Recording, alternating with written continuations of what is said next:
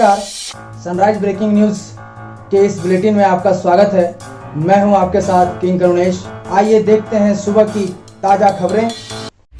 झारखंड में सीएम हेमंत सोरेन की भतीजियों को शिकायत है कि पिता के निधन के बाद उन्हें उनका हक नहीं मिला।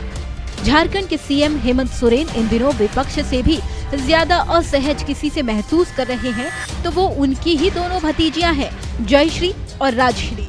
इन दोनों भतीजियों की मां यानी हेमंत की भाभी सीता सोरेन झारखंड मुक्ति मोर्चा की ही विधायक है, लेकिन पति दुर्गा सोरेन के निधन के बाद से घर में पाले इसलिए बढ़ गए हैं कि सीता और उनकी दोनों बेटियों को लगता है कि उन्हें पार्टी और सरकार में वो सम्मान नहीं मिल रहा जिसकी वो हकदार हैं।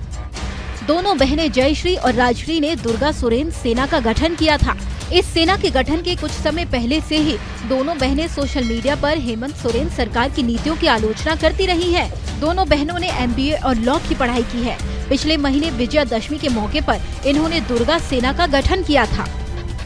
दुर्गा सोरेन सेना गठन के दौरान सीता सोरेन मौजूद नहीं थी, लेकिन उन्होंने ट्वीट कर ये जरूर कहा था कि विजयदशमी के दिन हमारी बेटियां जयश्री और राजश्री द्वारा पिता स्वर्गीय दुर्गा सोरेन जी के सपनों को पूरा करने के लिए दुर्गा सेना का गठन किया गया है।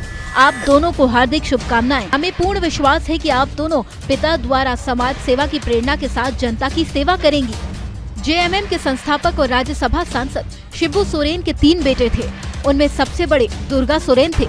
शुरुआती सालों में उन्हें ही शिबू सोरेन का उत्तराधिकारी माना जाता था। वो 2 बार विधायक भी बने थे। लोकसभा का भी चुनाव लड़े थे, लेकिन हार गए थे। फिर उन्होंने पार्टी महासचिव के रूप में काम किया, लेकिन 21 मई 2009 को वो बोकारो सिटी में अपने निवास पर संदेहास्पद हालत में मृत पाए गए थे। उनके निधन के बाद हेमंत सोरेन उभरे।